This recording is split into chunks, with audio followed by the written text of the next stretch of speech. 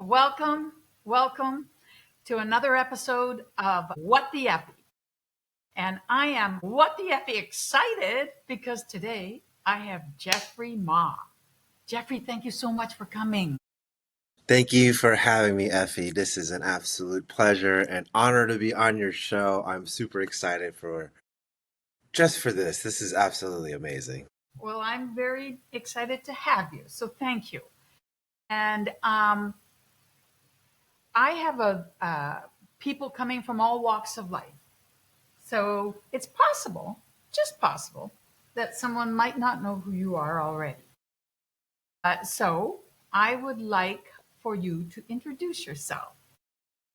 Tell us what it is you do right now, and one thing you would like to do in the next year. Lovely, lovely. My name is Jeffrey Ma out of Chicago, Illinois.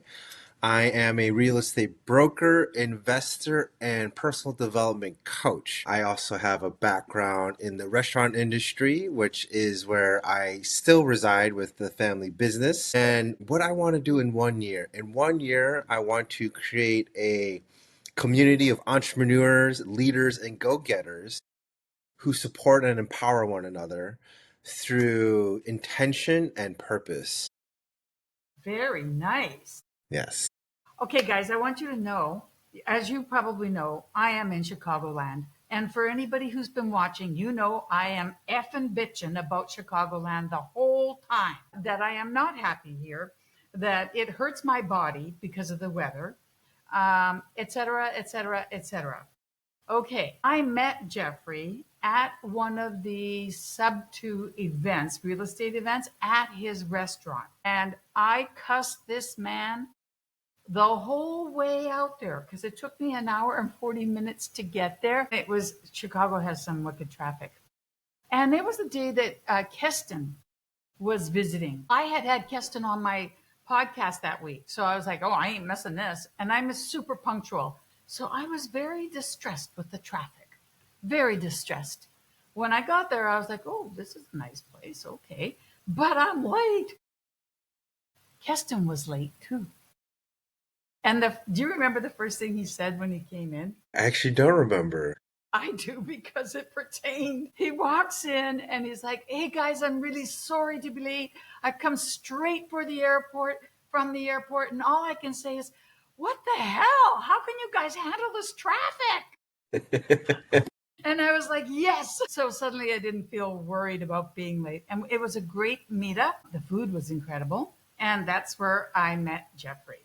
And I was like, oh, I like you, but I wish you weren't so far away. Anyways, so that was a couple of years ago. Mm-hmm. And I have yet to be back because it took me almost 2 hours to get back home. And I was like, okay, one more thing. But it does have my grandbaby, which is why I came. So I want to say thank you for building and having the meetups at the restaurant because they're awesome. And did you have them there before, or was that the first one that you had? That was the first Sub 2 meetup in a while for the Sub 2 community. And I was actually approached by Chester, and Chester had reached out like, "Hey Jeffrey, we need a spot to host a meetup for the Sub 2 community." And I had just started doing just general real estate meetups for anyone in the Chicagoland area. So as of right now, actually, we're just over 3 years, I believe, and it's definitely grown. Where we typically have anywhere about 50 people that just come and network and learn from one another, exchange information, and it's been great. It's been super grateful for that, and I think networking is super important, especially It in this is. business. It absolutely is. And I thank you very, very much for being so generous to host the live events. Now, and I also should apologize to you because I know that you are a Chicagonian from birth, right? Yes, I So was I in don't fact like born to in the city. complain. Yeah, I don't like to complain to people from here. So my apologies. But tell me a little bit about your start. You were here. Where'd you go? You know, like what part. Chicago's so big, guys, really big, that it makes a difference as to where you grew up. And I'm right now in Brookfield, which is where my daughter and son-in-law are, and that's like way out compared to where Jeffrey would have been in the city, right? Well, see, I was born in the city. I was born on the north side of Chicago in Edgewater, uh, Okay. Edgewater Hospital, which is no longer there. But then my parents moved to the north suburbs, so I actually grew up at the border of Wilmette and Skokie. Oh, Yes, wait, am I correct in that? Is that's the Ritzy area, isn't it? I'm very close to the Ritzy area. It's definitely am. I actually went to New Trier High School, even though I was a couple minutes away from Niles North. But just super grateful for the education and the life that my parents provided. Right, they came to this country with literally $23 in their pocket, not knowing anything, barely speaking English, and finding a way to really achieve the American dream. And we were there all the way until about 2008. And unfortunately, like many American families, after the '08 crash, we lost our home. Me too. Hmm. In California, it was whack. It was crazy. I Yes. fought the process tooth and nail. It doesn't make you a bad person. It just made the banks a lot richer. Yes. So I'm sorry to hear that because I know what it means. But if you survived it, if you got to the other side without being completely broken, then in some ways you took something out of it that, you know, at least I feel it can help me. Because when we talk about foreclosures or door knocking or anything like that, I totally understand what the person is going through. So yeah, I'm sorry to hear it. That must have been hard. How old were you? I was at the ripe age of 19 years old. I graduated high school in '07 with big dreams and aspirations, not knowing what in the world was going on with the economy or what anything that was going happening. Funny thing is, after I graduated high school, I lived in China for 2 years. Where? I was in Beijing for half a year, and then I was closer to my parents' hometown, which is called Yantai, which is part of the Shandong province. So Oh, if you ever look at China on a map, it looks like a chicken. It looks like a chicken on a side profile view. yep, yep. Shandong, or Yantai, where my parents actually, and that's another story, but where my grandparents are from, it looks like it's on the breast of the chicken. Yes, I know where it is. I Yes. know where it is because I grew up in Vancouver, and a large portion of the second wave of Chinese Hmm. came from that area. Yeah. Yeah. Yeah. So you went there and you lived there for a year? 2 years total. Wow. And then I came back and I didn't, I'm oblivious. I'm only 18, 19, 20 years old. Come back and parents are saying we're losing the house. Business is not good. Things are getting tough. Um, and from there, we eventually lost the house. My parents did everything they could to survive, to try and keep up with the mortgage payments, but it got to a point where no, we're getting foreclosed on. And ever since then, everything has been an uphill battle. I'm sorry. Don't be, because Well, the thing is that when you go through that stage, because we went through the same stage, right? Mhm.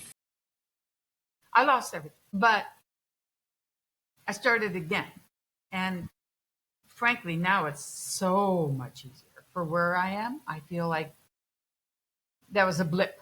But then it did not feel a blip Hmm. at all. It was very, very painful. So I'm sorry that it's always been an uphill battle because it'd be nice if it wasn't? Nice. It would be nice, but the way I like to think about it, to get to the mountaintop, you got to go uphill. That's true. That's Yes. true. Yeah. But, and trust me, I've been walking uphill too, but it's not just an uphill battle. I feel, I don't know, I feel very, very blessed in many, many ways. Mhm. So what happened with you? Wait, why did you even go to China? What were you doing there? I went to China because I didn't get into college. All right. Parents said, well, you got to do something. So they're like, well, go to China. I was being good, being bad. I actually barely spoke Chinese. At the time, I spoke a little bit more Spanish than I did Mandarin Chinese. A little embarrassing, right? Grew up in America. What can you expect? And parents were always working, so they were always hustling, always working. There wasn't really anyone there around to have conversations with to teach me. But lived in China for 2 years, learned the language, so I'm very good at conversational Chinese.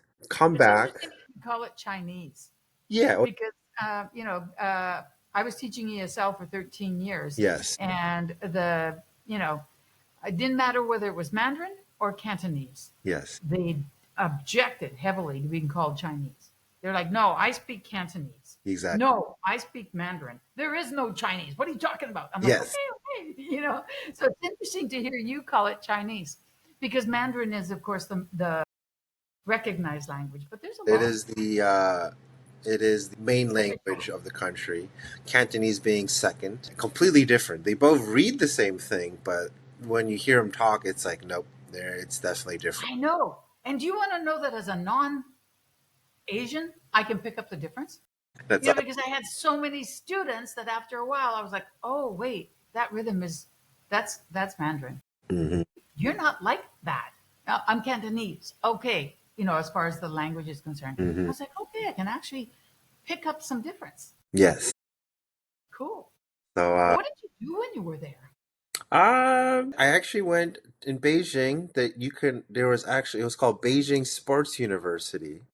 Okay. So I was out there just doing martial arts. I was learning all the cool stuff, how to do the weapons, the staff, the broadsword, a whip train, Nice. and then I moved to Yantai because it was during the '08 Olympics, and they were having every single tourist or foreigner renew their visas, and it was a stay for the Olympics. It was very costly, so left right before the Olympics happened, and then went to Yantai, where my parents were hometown, and over there I was actually teaching spoken English, right? Because I was a native speaker and they wanted someone to speak English to the children. So that was kind of my day job at the time. The funny thing though, it's the times were so different, but even though I was a native speaker, I was getting paid less than, let's say, the French guy that had a French accent teaching English. What? Yeah, I know. That doesn't sound right. Yeah. Right? It was the appearance, right? The skin color. Okay. Yeah. So Okay. but it's they're just going by Yeah, what because they if you're think. going just by the accent, it goes British, Canadian, hmm American, Australian, and New Zealand, hmm and then the other countries. And then the other country, So a French accent would not be considered a plus in English. it was But I understand what you're saying because we had in Vancouver, there's a large Iranian community, hmm and we had a couple of teachers that were from Iran, and they were, like their background, like you, their background was from Iran. They were Canadian, and some Iranian students refused to be taught by them. hmm They're like, no, their English can't be as good. And you're like, are you whack? They're an IELTS examiner and they're at the top of their game. They know their Yeah, stuff. But I understand that. it's just the perception. They just didn't know. Yeah. So after that, came back to Chicago.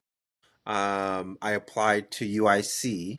Told them that I traveled the world, that I learned, and then now I got accepted into UIC. And from there, I had opened up a restaurant with my dad at the same time, going to college full time. I'm putting myself through college as well. I graduated with a major in entrepreneurship.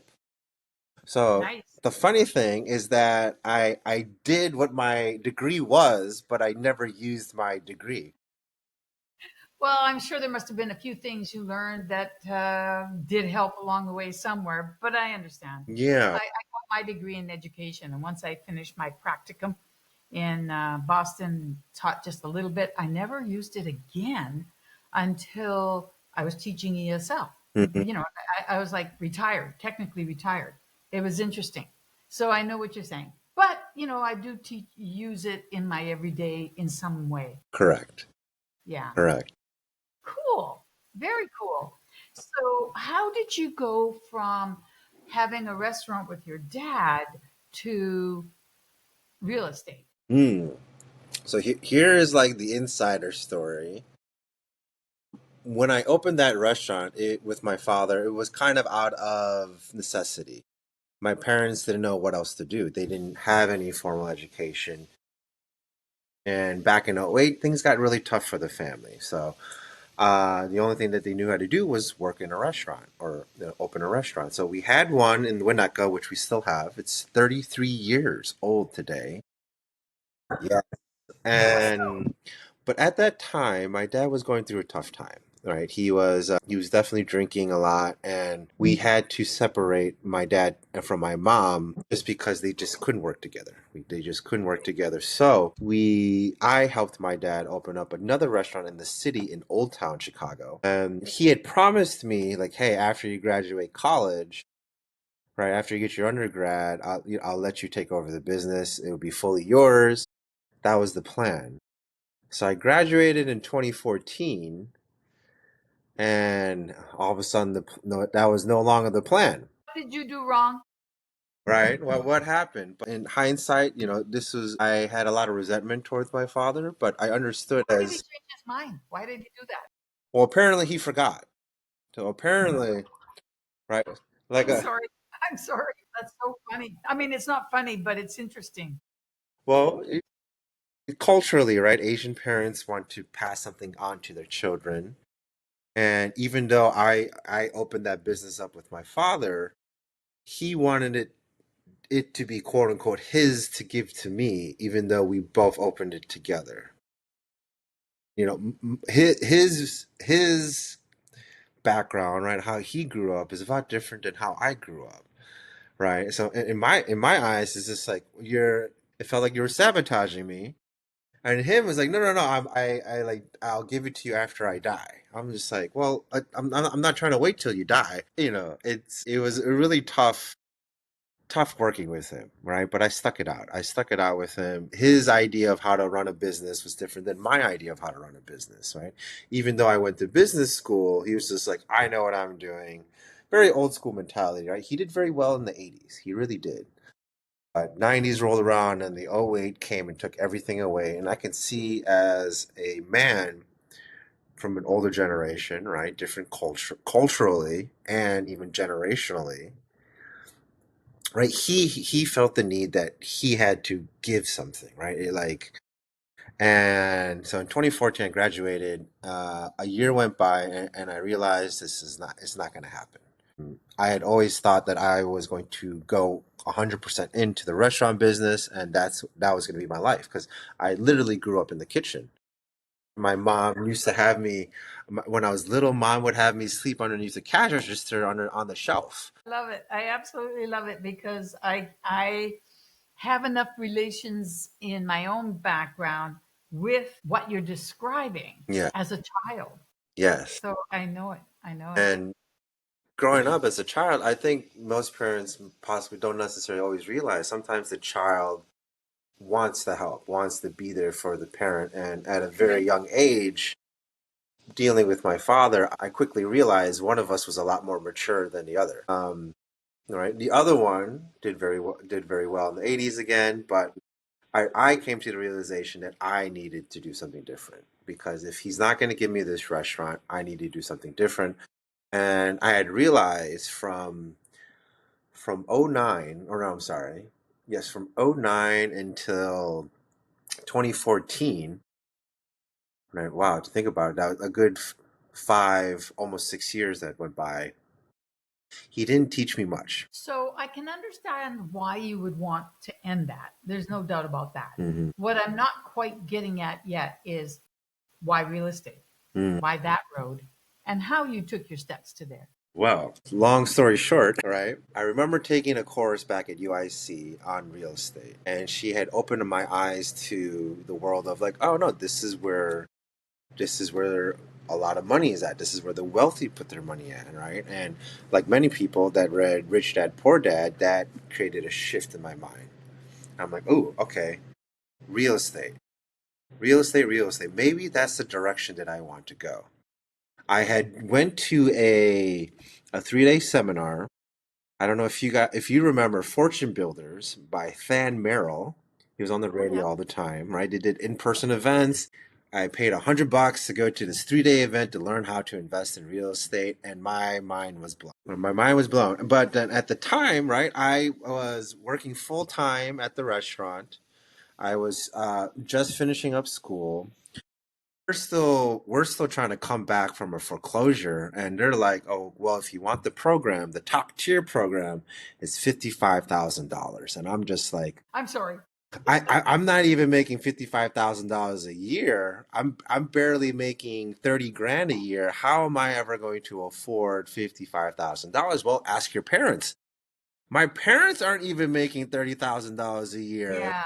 Isn't that interesting how right? quickly they Well, say can you get just it? go get the family to Right? help you? Ask someone for the money. I'm like, I don't know anybody that has $55,000 just lying around. So that dream was kind of put on hold. I was like, what I was going to do. And then what happened was in 2016, I had a friend approach me and say, hey, Jeffrey, I'm going to get my real estate license. Do you want to join with me? And I'm like, yes. Good.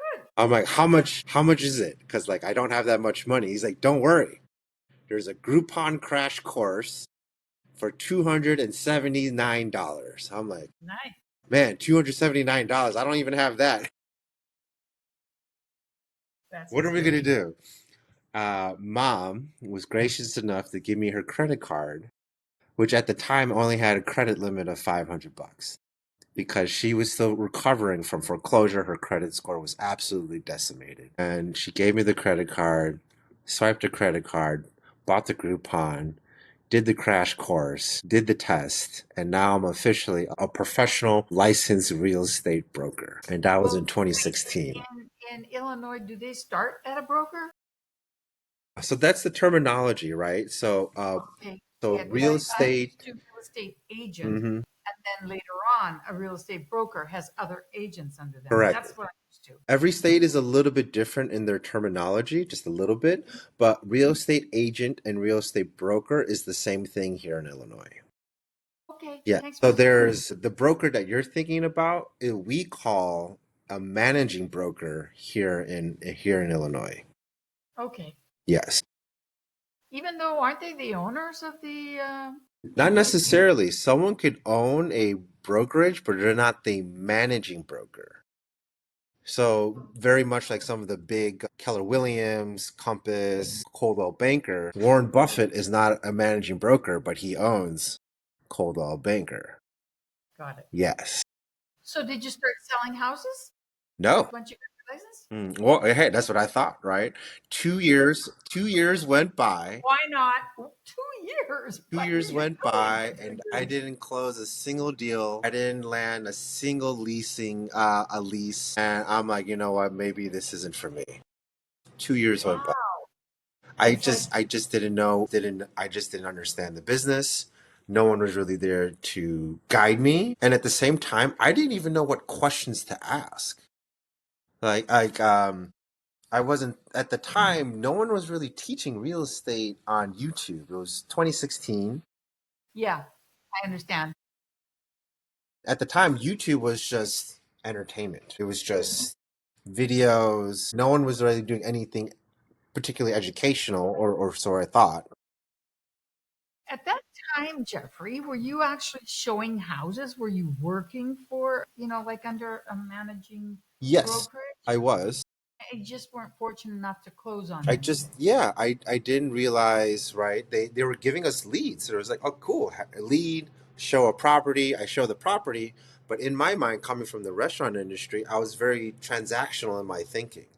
I was like, Mm, if they, in restaurant, you come, you make an order, we make the food, you pay for it, we make money. I was thinking the same thing in real estate. I show you a property, you like it, we do the contract, and I make a commission. No one taught me how to build relationships, yeah, how to exactly. ask questions. And real estate, I think, is very much about relationships. 100%. Yeah, 100%. Two very, years very. went by. Right. I was still working at the restaurant. I was trying to do real estate full time. And I was doing anything to try and land a single deal. I was Yeah. literally doing a rental showing up in Waukegan, even though I lived in the city. I was going to the south side trying to do showings, right? I was taking money that I was making from the restaurant and buying Zillow leads, right? Yeah, I actually, but so what happened was my very first deal was my mom. And yes, in 2018, for the foreclosure finally fell off her record, and she was able to apply for a loan and get approved. When your mom purchased the And my house. mom purchased my the mom. We finally purchased the house, which we have in Morton Grove, and that was my very first real estate deal. Wait, she purchased the house. Was that the house that she lost? No, no, no, no. So Another we house. lost the house back in about like 2010 is when we officially lost the house. Right. Right, the foreclosure happened, paperwork done, right? Got it. And then 2018, right? It took 8 years for the foreclosure to fall off. So as soon as the foreclosure fell off, we went to get my mom pre-approved. We found a 2 bedroom, 1.5 bath in Morton Grove. This lovely little split level home. Nice. And that was my very first real estate transaction. And actually, that was the most amount of money I've seen on a check that I ever got. So the property sold for, if I remember correctly, for about $280,000, and my commission was 2.5%. Broker commissions and fees, I had like 3,000, like almost $4,000 in commissions, and I'm like, wow. My parents couldn't even pay me $1,000 a week. Like I was making a few $100 a week, working full time helping them. And here I just got paid, a little over 3 grand on one deal. And I'm like, finally, Yes. after nearly 2.5, 3 years worth of work. From there, did they start to come in? From there, I was like, cool, how can I get more leads? That's when I started buying Zillow leads. Because, like, okay, cool. I didn't know how, again, at this time, I still didn't quite know how to build relationships, ask for referrals. And at the same time, I was afraid to ask for referrals because I didn't feel confident in my knowledge or my ability. Yep. Yep. I understand. Yeah. Landed some Zillow leads, right? I had cool, getting a little bit better, talking to people. I had a little bit of coaching from the team that I was on, but it was still very much on my own. 2018, 2019, cool. 2019, okay, great. I think I had maybe about like 5 or 6 deals that year. I'm like, okay, Great. I think I'm getting this. And then 2020 happens, and I'm just like, Yeah. Yeah. 2020 happened, and I got sucked back into the restaurant because we were again about to lose everything. Boy. Right? We had worked so hard from 2008 until 2019 to come back. Right? The restaurants were doing good, and then all of a sudden, 2020 happens, and we had to shut the doors. Yeah. Well, it was interesting to see what happened with restaurants Hmm. because so many of them did go out of business. But at least in Vancouver, what happened was if they didn't shut down, if they had the payroll to continue for a couple of months, all of a sudden it was delivery guys, and they were delivering food right, left, and they were like, okay, we're going, and those ones did well. Yeah. But at the very beginning, no one knew what to do. They were afraid to go to the grocery stores and all. So there were a lot that shut Oh down. yeah. But so did they shut down or did they go into the delivery mode? What happened was mom's restaurant was able to go into delivery mode because we're mostly carry out to begin with. Perfect. Right? But she didn't tell me that she was still struggling because she had a couple employees that every so often were taking money from the cash register. She didn't know how to hire. She didn't have any systems. And I was so busy helping my dad with the restaurant we had opened in Old Town that I didn't know this was going on. My mom never told me. Yeah. Right? And was your father's restaurant a sit-in restaurant? No, it was a small carry-out restaurant. There was maybe about 7 tables. Okay. But obviously quality kind of went down, service went down, and she was struggling. I didn't know. My dad's restaurant, unfortunately, our most of our business, what we did was BYOB karaoke on the weekends. That was probably 90% of our business, right? We did have delivery, we did have carry out, but there was no way we were going to be able to make rent, payroll, Yep. heck, Sounds like your father's place would have been a bigger place too, it was a right? bigger place, yes. Yeah. Cost. And we Yeah. waited a whole year, right? A whole year went by. We followed the mandate, but then we got to a point like we need to do something. We need to do something. We heard other restaurants in the area that were quote unquote secretly just opening up their doors, right? Under kind of underneath the radar. So we're like, okay, whatever. We had customers calling us like, hey, Jeffrey, Jimmy, we want to host a party, right? People were desperate for social engagement. Yep. They were. Yep. And so we threw a party and mask offs. Everyone knew what was going on. And what happened was someone recorded it, put it on Snapchat, and then someone found the Snapchat and then reported us. So they made a post on Reddit, and then all of a sudden, after it had like almost 2,000 upvotes, it was crazy to see. There was people on one side saying, "You guys are killing people. You're a COVID spreader. Shame on you. Shame on you," and the other people were like, "They're in business. You don't understand." Right. And next thing I know, I have ABC, NBC, Fox News, heck, like calling me for a comment. We it was like so big for just one day, for not even one day, for literally a 30 second 30-second time slot on the news. That's all it really was. You were a viral blip. Yes, a viral blip. My So God. much so that That's we were on Telemundo and Univision, right? oh my God. And it's funny because our workers were watching the news, and they were telling me that, and then so we had to shut the doors essentially, and then pretty much 2 months went by, and basically we got a big if you throw another party, we will shut you down. And dad not listening to me because this was at the time, the weird time when you were able to eat indoors without a mask, but you were supposed to wear a mask when you go to the bathroom.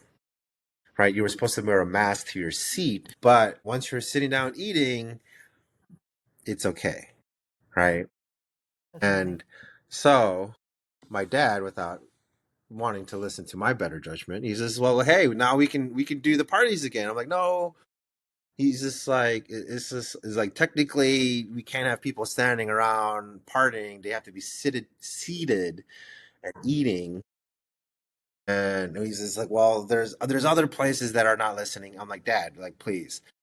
And what happened was we had a small party. Like our restaurant could fit about 90 people. So we had a small party of about 25 total, one party. And the next thing you know, we have the fire marshal, the police, the business and consumer protection officer come in, and the building inspector as well. And they shut down the party, fine, Came during the party? during the party, right? Right. Someone tipped them off. Yeah, right. So apparently we had some neighbors that didn't like us. And then what happened was is that they couldn't shut you down for having a party because of COVID. But what they do is they try to find one thing wrong with the building and then condemn the building. And that's what happened. So what they said was that there was no egress from the back of the property.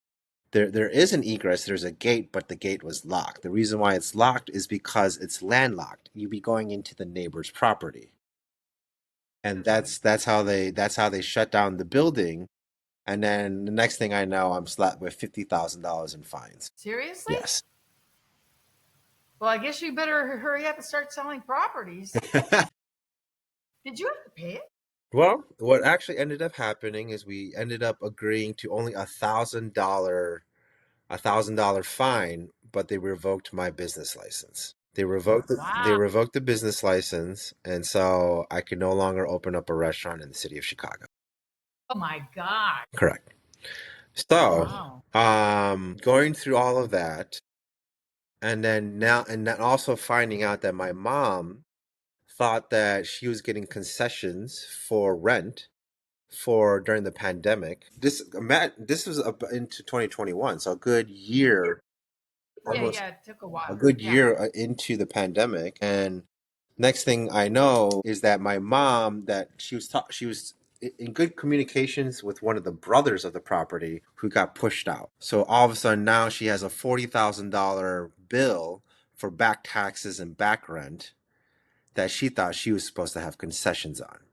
That that was a whole debacle, dealing with the city, dealing with the landlord, negotiating new terms. Like, we had to get the news involved on my mom's side, and here I am not making any money, barely finding time to go out on showings, and now resulting to DoorDash and Uber Eats delivery to make ends meet. Wow. And I'm just like, something has to change. I was literally working 12 to 16-hour days and 7 days a week just to survive. I sold off all my personal belongings just to pay rent, just to make credit card payments, sold the couch, sold the TV, sold my bikes, sold my Xbox, sold my computer, except, the one laptop I can work with, and whatever I could just to keep things afloat. And that's when I saw a ad from Jamil Damji for Good old Jamil. Astroflip. By the way, guys, I have him here on my podcast. You can just research and go to that episode. Sorry. I got to And pitch while I can. yes, and I'm like, and he's just like, learn how to wholesale. You could sell if you could negotiate the deal, sell it 80% of the ARV, you can make money. And I'm like, I'm taking a leap of faith. I maxed out my credit cards again. I didn't have the money for Astro, and went on this journey. Okay. Yeah.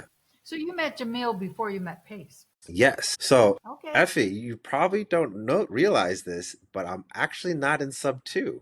I'm actually, I know.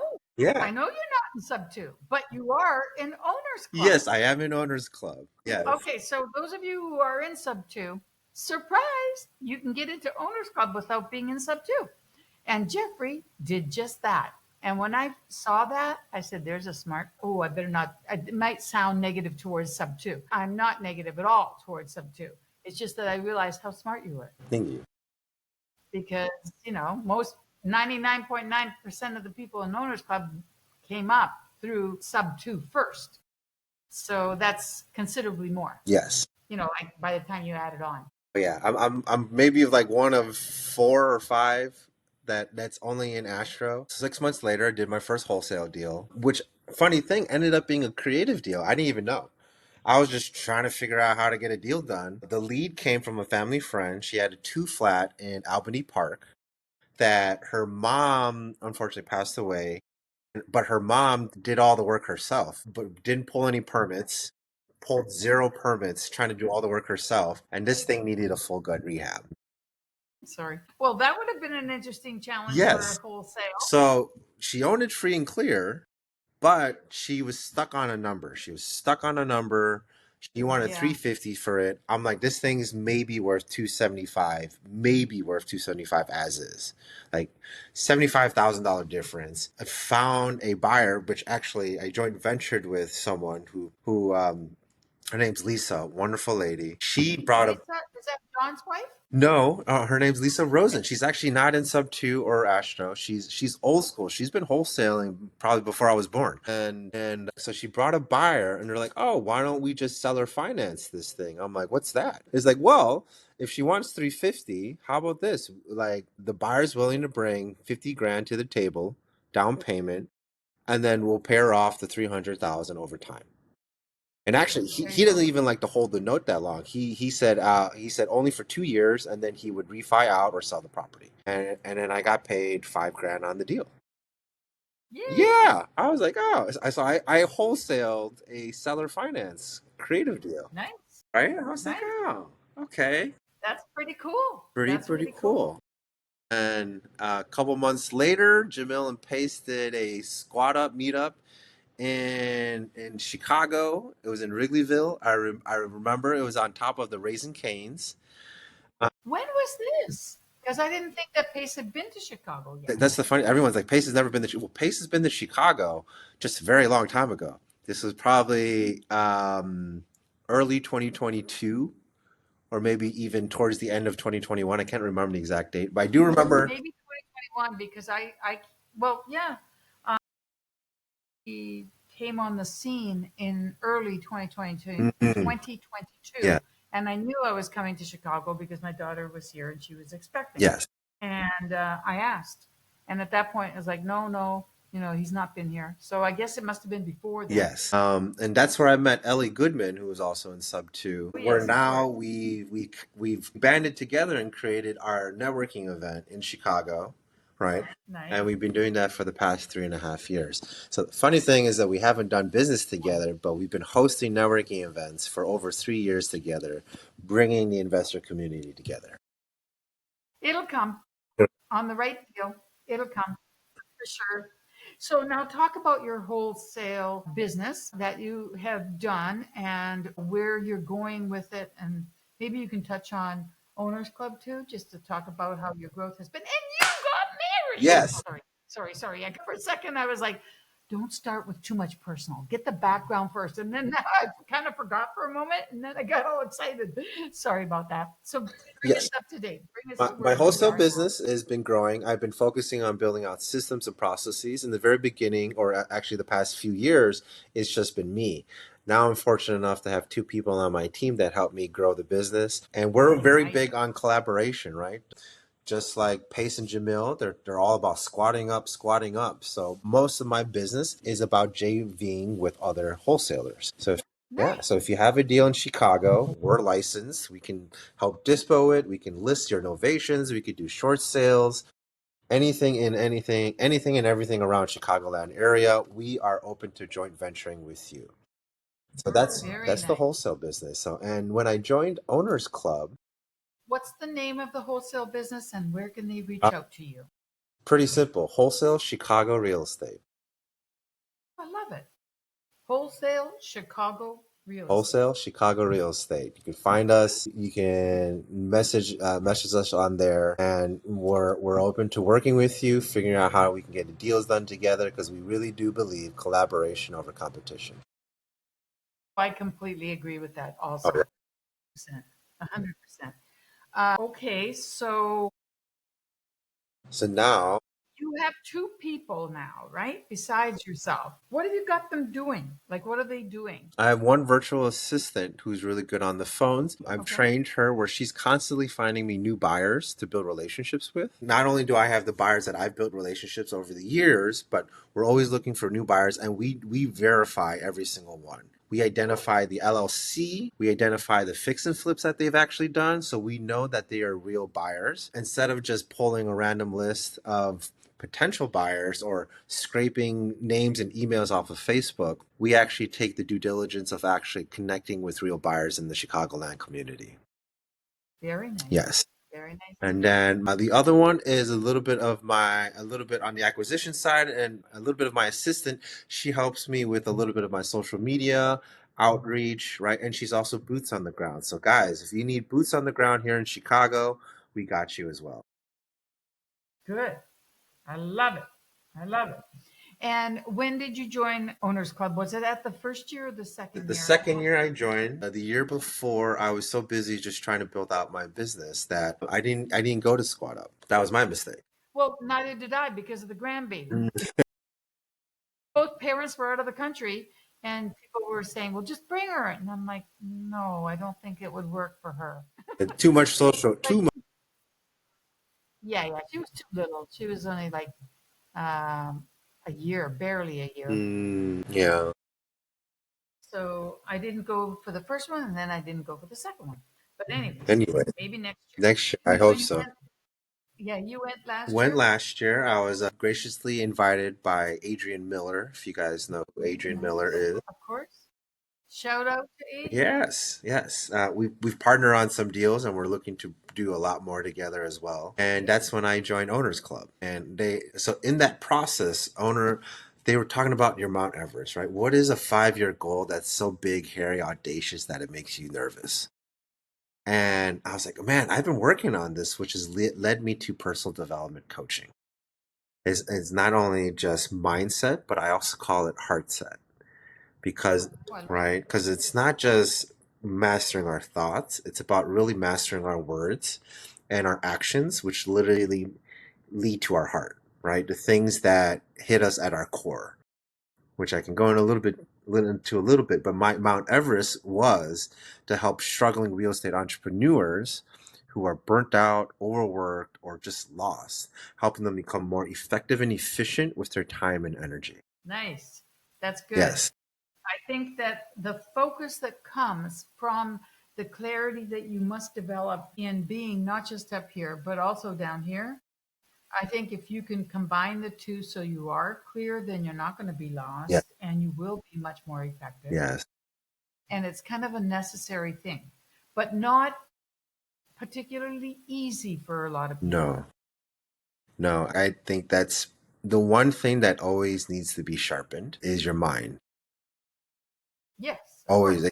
Continue learning always. Yeah, it goes dull. It goes dull. So we get off track, right? We fall off course. Life happens. Life events happen. So it is a constant need to come back to so we can get so we know where we're going, right? We're making sure that we're moving towards the direction that we want to build. So that is my Mount Everest, actually.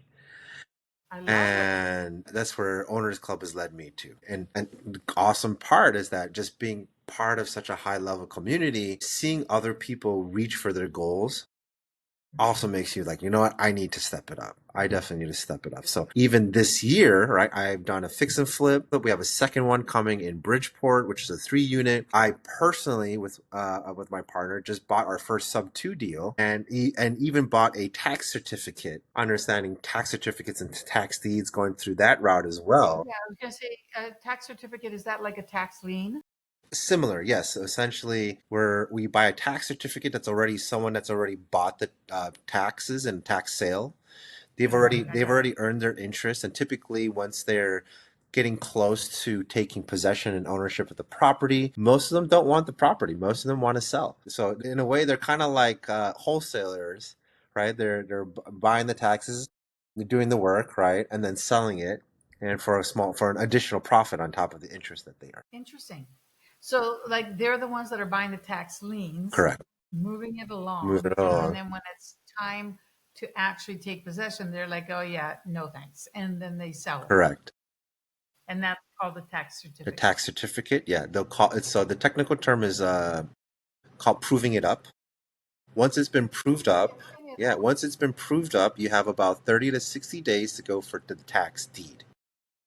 One and the tax deed is the probably the most strongest deed you can get because once you have the tax deed, any lien, any judgment, anything gets wiped clear. Yeah, And what most people don't know, right? And let's say you buy a property and it still has an occupant. You do have to evict someone, but the possession takes anywhere from 30 to 60 days rather than a here, typical eviction that might take about 9 to 12 months. yeah, here, guys. That's another reason I love Chicagoland, right? Sorry, that's crazy. But with the tax deed, now you're talking 30 to 60 days. That's where a lot of investors want to be, because come on, 8 9 months. Oh yeah. Yeah. Oh yeah. Well, that's great. So you have your first one. Tax certificate. Yeah, funny thing, the deed was literally just recorded yesterday. Thank you. Congratulations. Thank you. Yeah, Awesome. it's a lovely little home in Burbank. It's a 3 bed, 1 bath ranch. We Nice. technically bought it for 125,000 and the ARV is about 310,000. How do you finance it? When you're buying a tax certificate, it does have to be cash. Or if you have a hefty business line of credit, you can use a business line of credit to purchase. You cannot use a loan. You cannot use hard money to purchase the tax certificate. And private money, depending on the lender, for private money, they may or may not be willing to lend you the money to purchase the tax certificate because there technically is no property to put a lien on just yet. If you have the tax deed, then you can fund it with hard money and private money, no problem whatsoever. Right. Once you've got the tax deed, it Yes, sounds to me like you could refinance it without any because the problem. tax certificate is not absolute ownership yet. So there's a time period where there's still risk where the seller might try to come back and say, well, hey, I wasn't served Yeah. properly. Yeah, yeah. Because they have the right to reverse the process if that wasn't There is done, a right? possibility that they can reverse the process even if the redemption period is over. Yes. So that's what I'm Wait a minute, then when, I guess it's when the tax deed is delivered, when it's completely to me, done? yeah, when you have the deed, that's a little bit more solid. Technically, A little bit more solid. Come on. I feel like, the owner has no recourse after the redemption period is over. okay, But from the attorneys that I've spoken to, there is still a possibility that they could fight you on it. sorry, crazy. Yes. So to me, until you have the tax deed in hand, don't celebrate yet. Yeah. Yeah, got it. But Got it. Okay. tax buyers, if for some reason the taxes are redeemed, they legally have to give your money back. It's not like Of of course, course. I get Yeah. it, but I'm sorry, you vested a lot of time Correct. too, and time is money. Correct. Correct. And if you're putting in, this 120, that's a lot of money to tie up. Hmm. So yeah, I get it. And you're not doing it just for the interest. You're doing it because you can turn around and sell it. Correct. That's how I believe most tax buyers are looking at it, right? It's some of them are only interested in interest. Like they don't want it. Yeah, yeah, I know. And Yeah. then they sell it. Got it. Very interesting. Well, you're doing very interesting stuff, Thank, Jeffrey. Good for yes. you. Good for you. Congratulations on getting married. Yes. We actually got officially married back in November. We just had the wedding ceremony just the 5th of July, and we have our firstborn in October. Okay. Beginning or the end of End of October is the date. October. End of October. So the intended due date is October 29th, and we have a baby boy on. Thank you. Congratulations. Oh, that's so fantastic. That's so fantastic. And I didn't catch wind of it until July, when you Yeah. had your ceremony. We Yeah, try to we keep our personal life a little. I definitely try not to bring too much personal life into social media. I have no problem sharing past stories that have lessons, but and for the most part, like we like to keep our lives a little private. Yeah. I understand. When because I was dragged here because my daughter was pregnant with her first child, I got that baby and I was like, look to everybody, besides every time I was on a Zoom, she was sitting on my lap. Yes. And then my daughter and son-in-law were like, we're not really happy about that. And I thought about it. I said, good point. Point. I get it. So I haven't put out any new things. She's still on my what the Effie banners and stuff like that, but she was just an infant. Whereas now she's technically close to a teenager because she's 2.5. But I understand. I do. I get it. I think that's not a bad idea at all. Well, congratulations on Thank you. that. Awesome. I'm particularly interested in the personal um, development and heart development that you're working on. I think that could really help a lot of people. Yes. Tell us where you are in the development of that and how can people reach out to you? If you want one, reach out to me at Jeff Ma Real Estate. That is my Instagram, Facebook handle. You can find me pretty easily. Actually, if you Google me, Jeff Ma Real Estate, you'll find my number online pretty easily as well. Because So you go by Jeff Ma, not Jeffrey Ma? I go by Jeffrey, but Jeff Ma Real Estate sounded better than Jeffrey Ma Real Estate. So, yes. Extra syllable Extra there. syllable. In the coaching program, I'm actually launching the very first round of coaching August 4th. So it's coming up very soon. And I'm opening it up to this is actually more of a beta on. It's not a test because I've already actually done free coaching to help me solidify this program, but I'm opening it up to founding members because I don't want it to be just a course where you go through it and then that's it. I am also, again, my goal is to create a community of entrepreneurs and leaders that support and empower one another through this journey called life. The coaching is, so it's called Creators of Reality, right? Creators Of of reality, reality, which is, which is what we're advertising you yes, as. yes, So when this drops, you'll see Creators of Reality. Creators of Reality. And I wanted to ask you why that title, and now I get it. The creators of reality is also a acronym for core, and core is Latin for heart, which is also the root word for courage, which means to speak one's mind by telling all one's heart, Right? right? The funny thing, I never planned it to be like that. I'm like, oh, creators of reality, like the name, COR. I'm like, wait, isn't that heart for Latin? But it is also the root word for courage. And again, to speak one's mind by telling all is one heart. So in its earlier forms, courage was not about doing something. Courage was about having the courage to be you, to speak your words, to speak your mind, to move with your heart. And that's what I want people to feel. And I'm a big proponent for, again, personal development, but this is what I like to say: when you master your thoughts and you master your words, and not just what you say, but your actions, and then when you master your heart, you become the creator of your reality. Oh, that is so true. That's awesome. Where are you going to hold it? You said August 5th. Is it a one-day event? No, this is a 8-week program. Oh, okay, so talk about where it's going to be held, and if you want to talk about, do you have a link or anything like that that you'd want to? I'll send you the link after our call. Okay, and we'll add it to We'll the add it to the notes. notes. Good. What it is it's going to be a app that goes along with the coaching program. So there's going to be live group coaching calls, but also lesson plans that you need to complete before each call. And we're going to go through what I call as my creator framework. A lot of us are living in reaction mode, right? Which is Yep. very much survival mode. This is why we're feeling burnt out. This is why we're feeling overworked and just sometimes lost. So to get out of survival mode and into the next part of your life, this is what I call creation mode. So the creator framework is going to take you down a path where C stands for clarity. You got to get clear of who you want to be, what you want in this life, and why you're doing it. Then R stands for rhythm, or AKA flow. This is understanding how you operate as a human being. E stands for energy, right? We're going to focus on what gives you energy, but also how to protect your energy. A is alignment.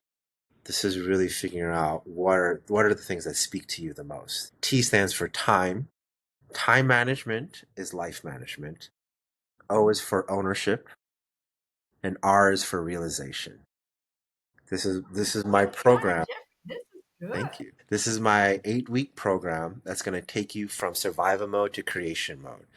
This is how, and you can take this, and this is how you're going to become more effective and efficient within your within your day, within your week, within your month, your life, and your business. I love it. I love it. And it starts August August 4th. 4th What is day going to is be it? the very first one, and I'm doing it in rounds. So every 2 months, there'll be a new round of students I to go like through it. this program, because I don't want it to be just here's the lessons plan and then complete the homework. No, this is going to be an intimate experience where people get to share their stories, but also share their challenges. And as a group, we're going to solve those challenges and obstacles together. Monday, August the 4th, Monday, guys. the August That's 4th. actually not far It's not away far at away at all. all. Yeah. It's like maybe 2.5 Two and a weeks. half weeks. It's extremely exciting. Make sure you check that out. Jeffrey, thank you so Thank much. you. I would love to get an update once you've had a couple of rounds. Come Oh yeah, back and tell me how it's going. 100%. Boy. Okay, guys. I'd like to say thank you very much. We'll see you again next week. Please look up Jeff Ma Real Estate. Consider the program, look into it, and we'll see how it goes. Yes, I'm very excited for you. Thank you. Take care, guys. Bye Bye bye. bye.